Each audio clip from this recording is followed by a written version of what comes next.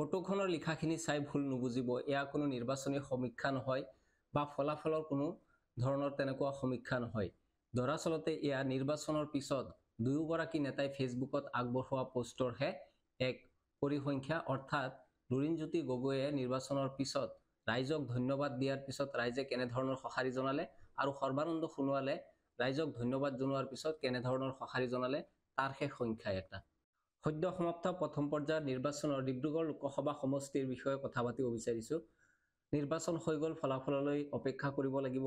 কিন্তু নিৰ্বাচন হৈ যোৱাৰ পিছত দুয়োগৰাকী নেতাই ফেচবুকত ৰাইজক সম্বোধন কৰাৰ পিছত যি ধৰণৰ প্ৰতিক্ৰিয়া দেখা গ'ল, যি ধৰণৰ সঁহাৰি দেখা গ'ল, তাক লৈ বিভিন্নজনে প্ৰতিক্ৰিয়া প্ৰকাশ কৰিছে। নিৰ্বাচন অনুষ্ঠিত হৈ যোৱাৰ পিছত দুয়োগৰাকী নেতাই ৰাইজক ধন্যবাদ জনায় আৰু ধন্যবাদ জনোৱা এই দুটা পোষ্ট, বিশেষ দুটা পোষ্টত সৰ্বানন্দ সোণোৱালৰ পোষ্টত ধন্যবাদ জনোৱাৰ 6 ঘণ্টামানৰ ভিতৰতে মাত্ৰ 1,500 লোকে লাইক কৰিছিলে, অৰ্থাৎ সঁহাৰি জনাইছিলে। আৰু লুৰিণজ্যোতি গগৈৰ পোষ্টত প্ৰায় 25,000 লোকে সঁহাৰি জনাইছিলে, লাইক কৰিছিলে।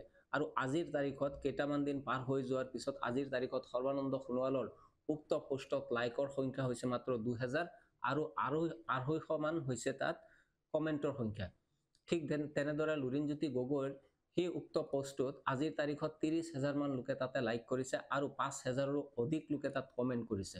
সৰ্বানন্দ সোণোৱালৰ কমেণ্ট আছে 200ৰো অধিক। সেই 200ৰো অধিক কমেণ্টত গোটেইকেইটা কমেণ্ট সৰ্বানন্দ সোণোৱালৰ পক্ষত নহয়। তাত এনেকুৱাও লিখিছে বহুতে যে আপুনি নিজিকাটোৱে ভাল হ'ব, কাৰণ আপুনি একো এডাল কৰিব নোৱাৰে। এনেধৰণৰ ক্ষোভ ৰাইজৰ নিৰ্বাচনৰ পিছতো।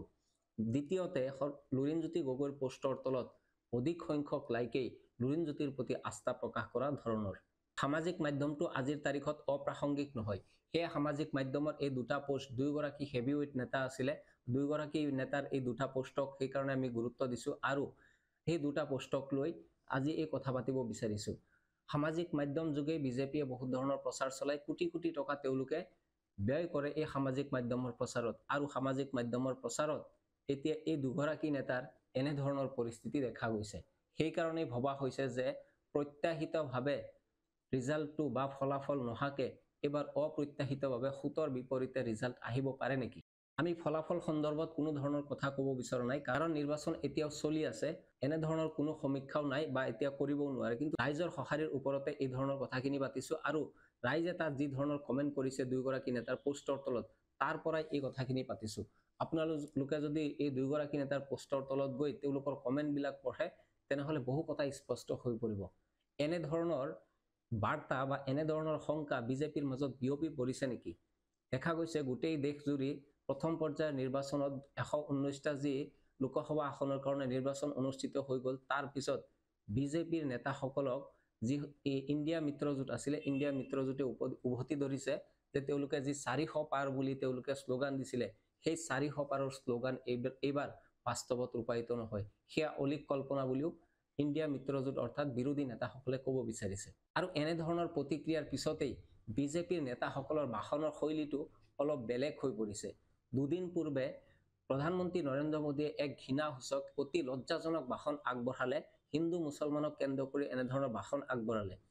10 বছৰ কেন্দ্ৰত শাসনকাল চলোৱাৰ পিছত প্ৰধানমন্ত্ৰী নৰেন্দ্ৰ মোদীয়ে সেই মনমোহন সিঙৰ উদাহৰণ দি ক'লে যে যিগৰাকী মনমোহন সিঙক কৈছিলে যে দেশৰ সম্পদৰ ওপৰত প্ৰথম অধিকাৰ মুছলমানৰ, সেই মুছলমানৰ নাম লৈ প্ৰধানমন্ত্ৰী নৰেন্দ্ৰ মোদীয়ে ভাষণ আগবঢ়ালে আৰু ক'লে যে যদি কংগ্ৰেছে শাসন ক্ষমতা পায় তেনেহ'লে হিন্দু মহিলাসকলৰ মংগল সূত্ৰ পৰ্যন্ত তেওঁলোকে কাঢ়ি লৈ যাব আৰু সেয়া আনি মুছলমানসকলৰ মাজত বিলাই দিব।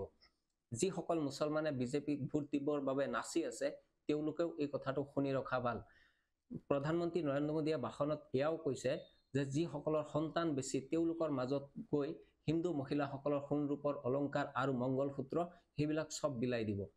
उन्होंने कहा था कि देश की संपत्ति पर पहला अधिकार मुसलमानों का है। इसका मतलब ये संपत्ति इकट्ठी करके किसको बांटेंगे? जिनके ज्यादा बच्चे हैं उनको बांटेंगे, घुसपैठियों को बांटेंगे।